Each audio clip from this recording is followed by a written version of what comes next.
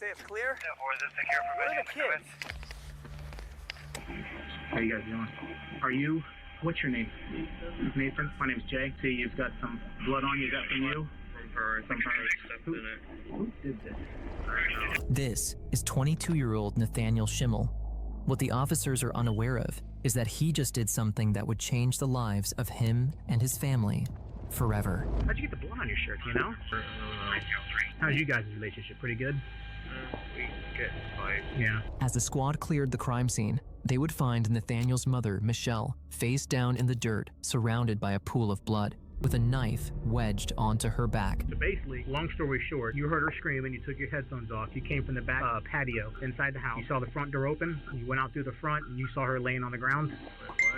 At first, officers were told that a masked intruder committed the murder and fled. But as the investigation deepened and forensic reports started flooding in, they would realize the truth of this brutal murder was far more devastating than what they first thought. And Nathaniel right in the center of it all. I was told that she was stabbed, that's all I knew. What would you like to see as a resolution to that? I would like to see Nathan either in jail for life or executed. On a quiet late summer morning, the Flagler County Sheriff's Office received a chilling 911 call from a young man describing something horrifying. His voice was urgent but confused, as he claimed his mother had just been brutally attacked by an intruder. Flagler County 911, what's the location of your emergency? 47 Woodhull. 23rd, 2017, in Palm Coast, Florida, on a quiet late summer morning, the Flagler County Sheriff's Office received a chilling 911 call from a young man describing something horrifying. His voice was urgent but confused, as he claimed his mother had just been brutally attacked by an intruder. Intruder? Yeah, alright. 911 call says intruder, but I bet you this shit gonna reveal something. It's gonna reveal something worse, probably. Flagler County 911, what's the location of your emergency? 47 Woodhull Lane. Wood Hollow? Okay, what's going on there? I think he hurt my mom. Who's he? I don't know. He was wearing one of those robber masks. Okay, and this happened at 47 Wood Hollow? That's where your mom is? Yes. Okay, are you with your mom right now? No. I got away. Okay, do you know who could have done this? Does she have any enemies that you're aware of? My dad, I think. I'm so sorry to cut it off. You seen they were taking a picture of that footprint, right? I know sometimes they just show pictures, but I'm curious because... Right, they said she was on the grass? How'd you get a footprint like that off the grass, or can you? The man on the call informed dispatch that he witnessed his mother get stabbed, but fled the scene to his friend's house, meaning the killer could still be at the scene of the crime. Therefore, a cop squad was dispatched to the scene, fully armed, prepared to... So wait, he ran to his friend's house that was behind his house? Come face to face with a manic killer. Yet the reality waiting for them was more horrifying than they could have imagined.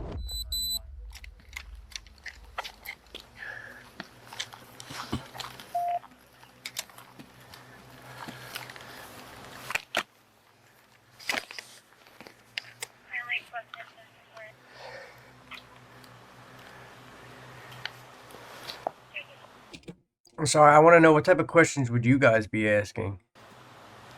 I know we're only 2 minutes in, but still. Yeah, or is it secure for venues to come in? Yeah, Where are the kids? Weren't there kids here?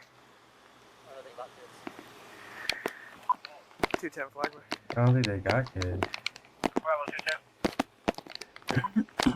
Did you say something about kids? Who called this in? I believe it's going to be the victim's son.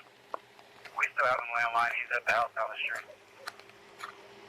Alright, 10-4. Tell them to stay there, get a house number, and we'll make contact with them as soon as we can. Go ahead and notify ISD, Supervisor Patrick Group. When deputies arrived, they immediately began clearing the scene, searching for the intruder Nathaniel claimed had fled. They swept the perimeter of the property, checked nearby areas, and found no trace of anyone else. No suspect, and no signs of escape. What they did find was far worse. The body of 60-year-old Michelle Schimmel, lying face down on the front lawn, with a knife still lodged in her back, pronounced on scene. Once officers cleared the inside of the house, something didn't add up. Just like the picture, sorry. The home was completely untouched. There were no broken doors, no shattered windows, no signs of a struggle or a robbery. And that raised the first unsettling question. If this was really an intruder, then why was Michelle killed? And why was nothing else disturbed? Therefore, the cops secured the crime scene and located the son who called them and went to see him. But the way he behaved hinted at something far more disturbing. How you guys doing? Are you, what's your name? Nathan? My name's Jay. Okay. I see you've got some blood on you. Is that from you? From her. I From think her. she stepped in it. Who did this? I don't know. He was tall and he had one of those robber masks. He had a ski mask. You've ever seen him before? I don't know. Was he wearing gloves? I don't know. You know if he was a white guy or a black guy? I wasn't. I tried to get out of there since I. Okay. So how tall was he? You know how tall he was? He was really tall. I'm right about 6 foot. Was he taller than me? About the same? Maybe a little bit taller. 6'1", 6'2", maybe. Yes. How much do you think he weighed about? I don't know. Just Okay. What was he wearing? I wasn't really paying attention. Okay. All right. Was it a black ski mask? Was he wearing gloves? I don't know. Okay. So all you can really remember is he was about maybe 6'1", 6'2"-ish. Is he thin? I don't know. Okay. He was tall and strong looking. Okay. What was he driving? I don't know. Okay. Did he say anything? Were you and your mom both inside the house? She was inside and I was on the back porch. Okay. I heard screaming and I came out and she was on the ground. In the front yard? Yeah. Okay. And she was like to the left of her with the back to me. I went right and I got in my car and I drove away. So he went. So he never went near the body. Screaming.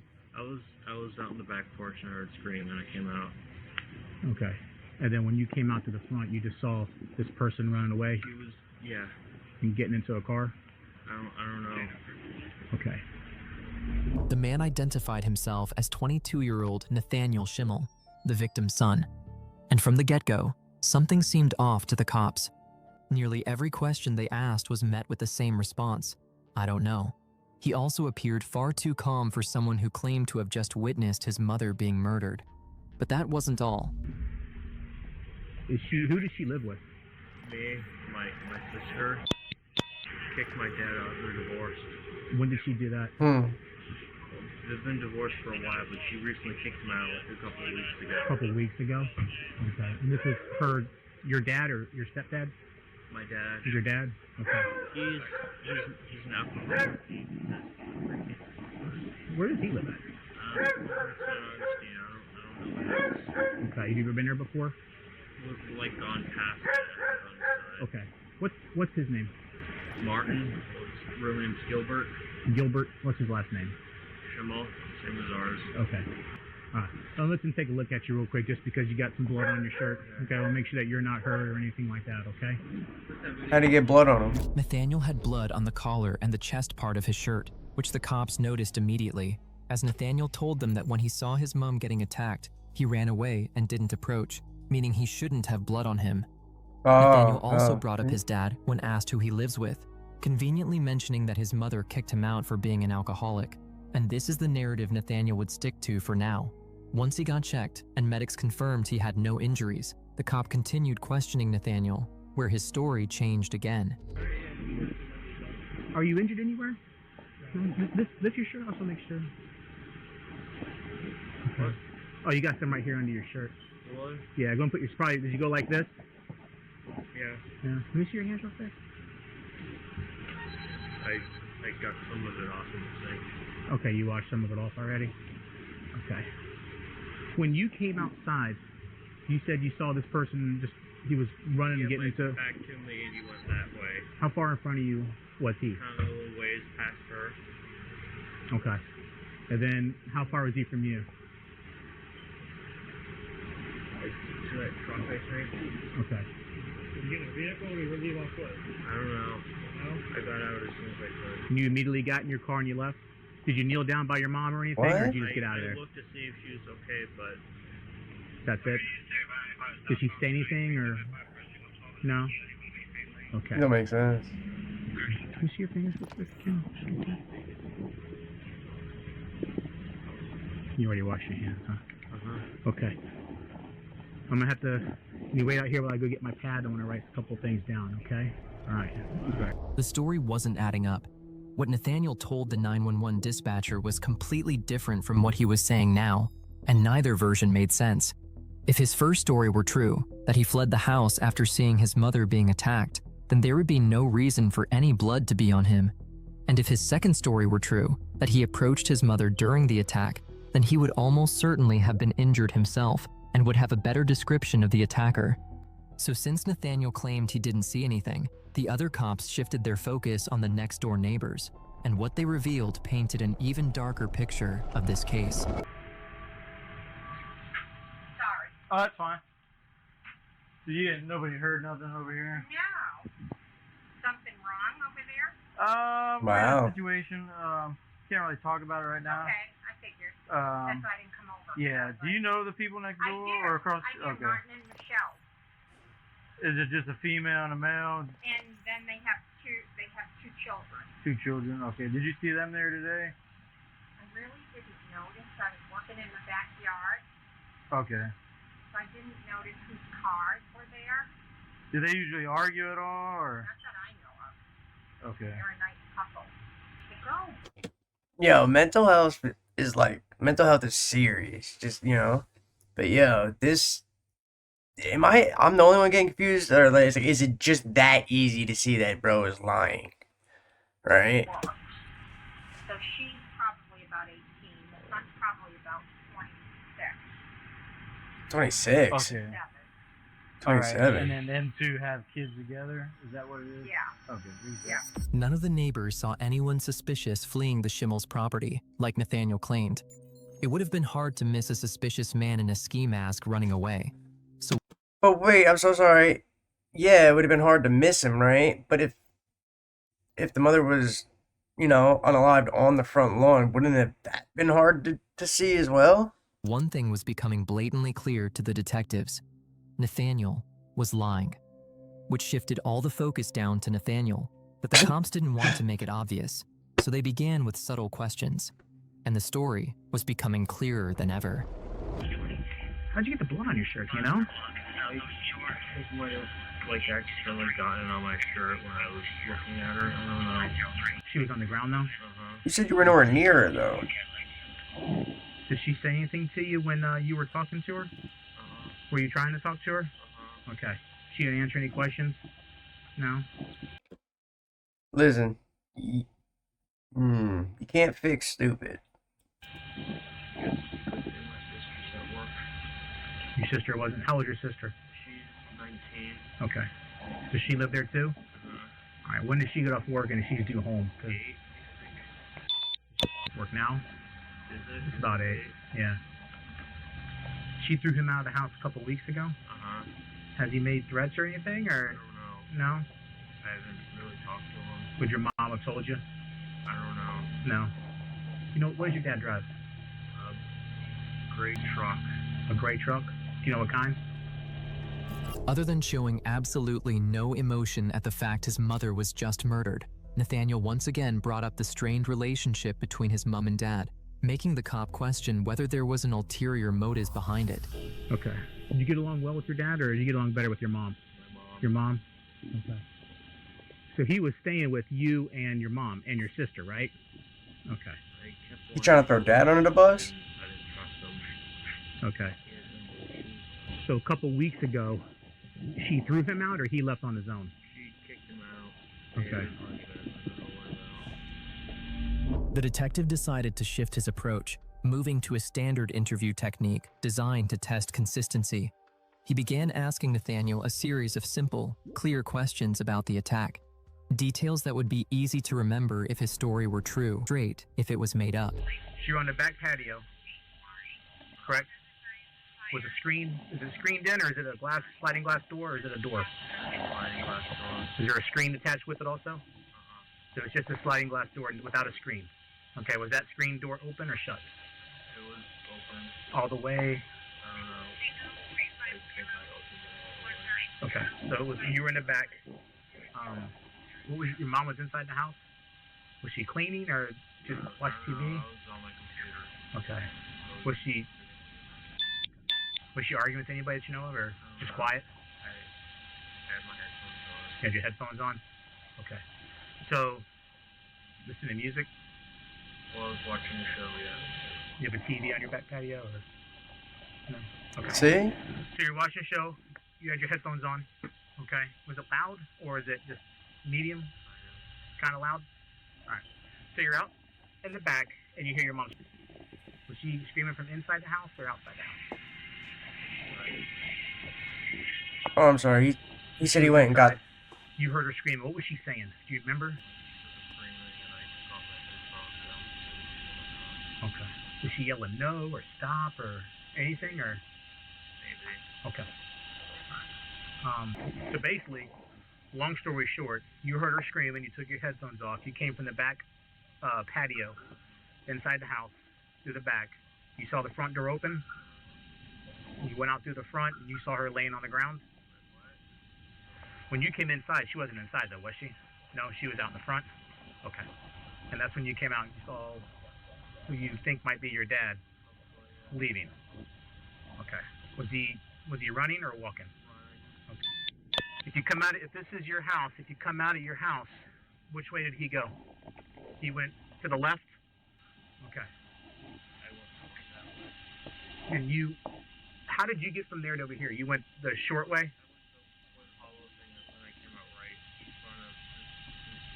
Okay. All right. Did you immediately leave and come over here? Did you stop next to your mom or anything? Before I got in the car. Oh, did you try to talk to her? What'd you say? She's okay? Okay. What'd she say to you? She didn't say anything? Just as the detective suspected, Nathaniel began getting confused with his own story, being uncertain with every single answer he gave the police, which was concerning. What I'm trying to do is I'm asking all these questions. I'm trying to see if I can eliminate, like if you saw, if he had an accent, that it might eliminate this, and if he was, this tall, then it might eliminate, certain things, certain people. You know what I mean? That's why I'm asking all these questions, like clothing and driving and things like that. By asking him, maybe we can eliminate, and we just get down to like maybe 3 or 4 people, and that kind of gives us a hand. You know what I mean? So, all you know is that your mom threw your dad out about 2 weeks ago, but they've been divorced for a couple years. Okay. During that time they were divorced, was he staying there? She kicked him out and he's gone for like 4 months. Okay, and he had come back. She'd kick him out again. Okay. Was she in the process of letting him come back, do you think, or no? She was done this time? Okay. And that was 2 weeks ago, right? Okay. Detectives shifted the focus of their questions to Nathaniel's father, a move that helped keep the conversation from feeling accusatory. But to a seasoned detective, certain patterns were already beginning to stand out about Nathaniel. Mm-hmm. Can I get your sister's name? That way when she comes You don't need to be seasoned to see that bro's bullshitting. home, they can have somebody meet her before she goes home. Ilana. Can you spell it for me?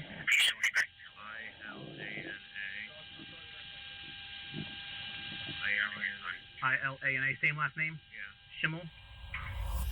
They needed to learn more about who he really was, so they quickly gathered the information to find Nathaniel's sister. And once they found her, as she was on her way home from work, they started seeing the bigger picture of who was the man sitting in front of them.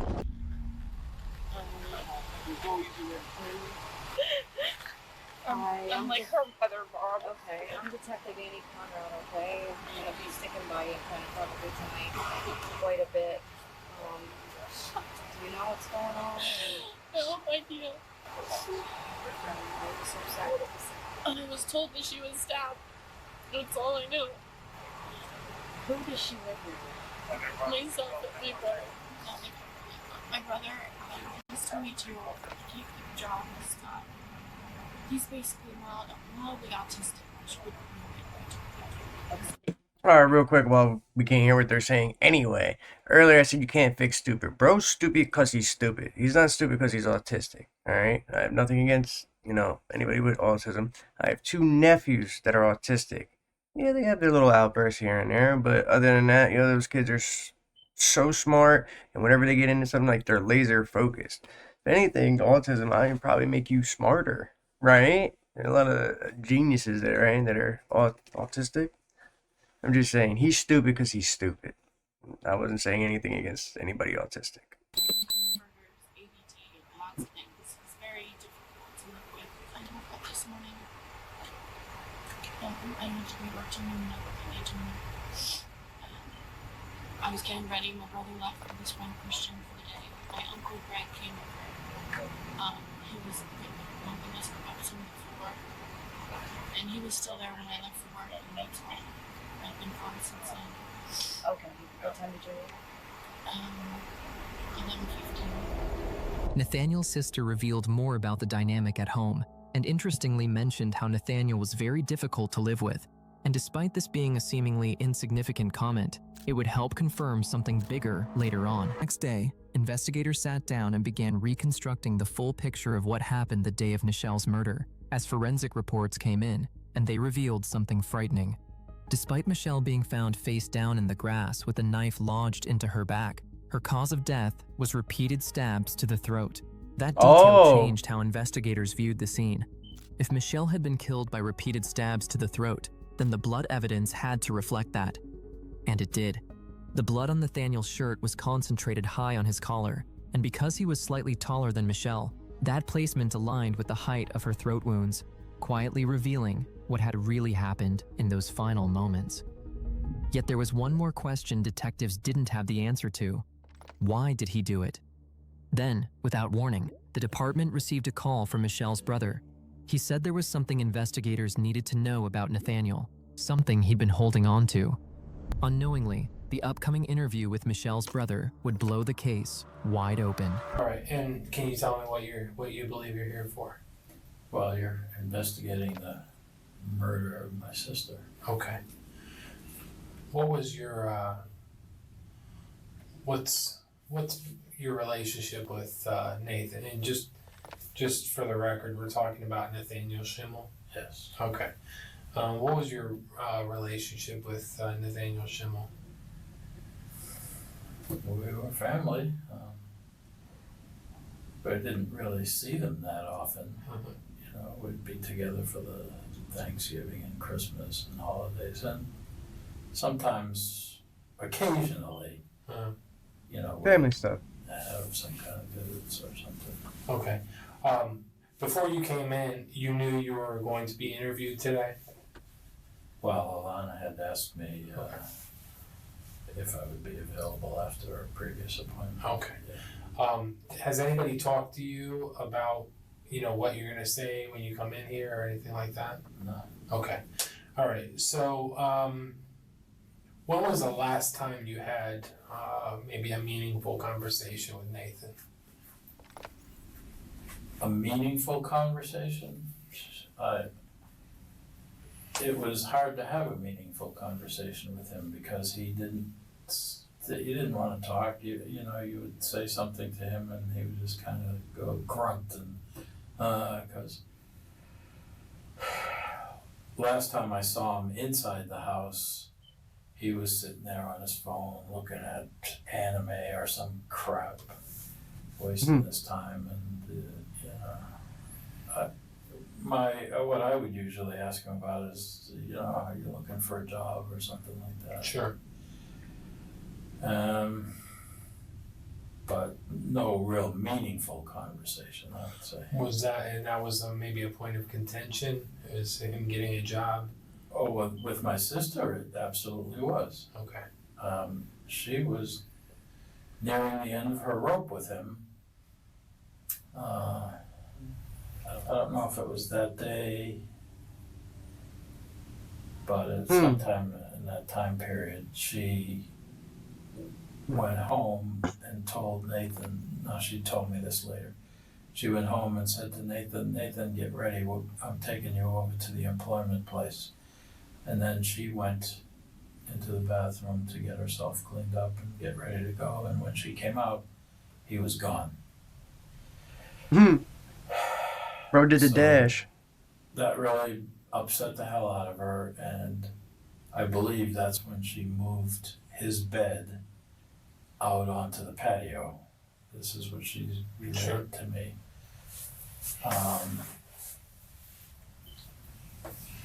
Because, all he wanted to do was sit around, play video games, and do nothing with his life. And she was trying to get him to do something. She was at the end of her rope with him.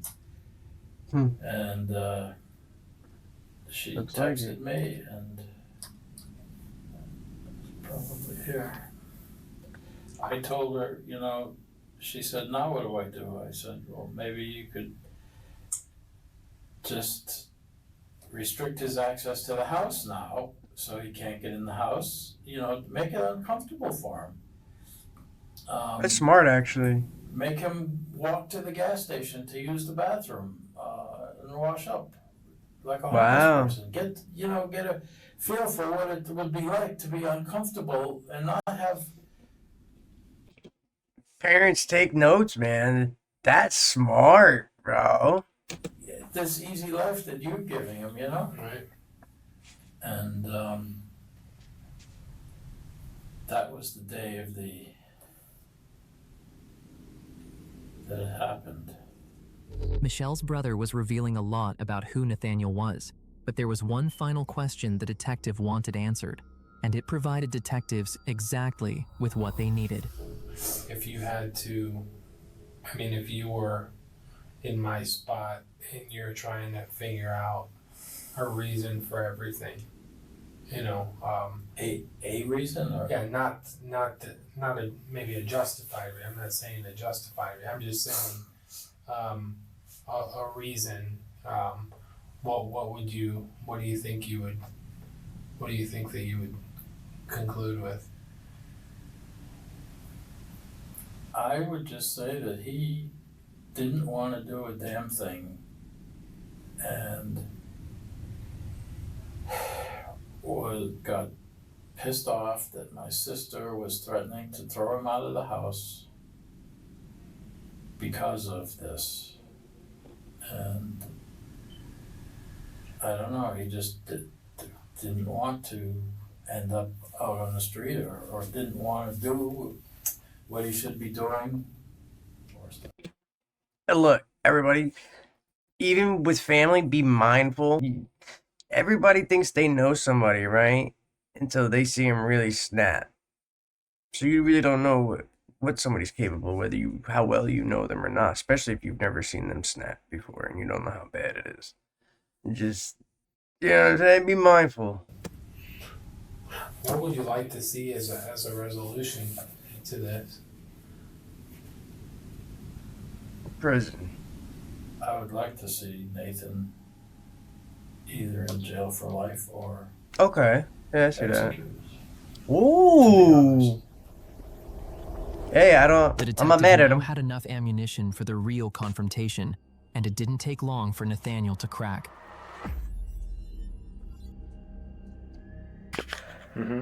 I would have said execution too, bro. You just took my sister up at it as well, and that's supposed to be your mother, bro.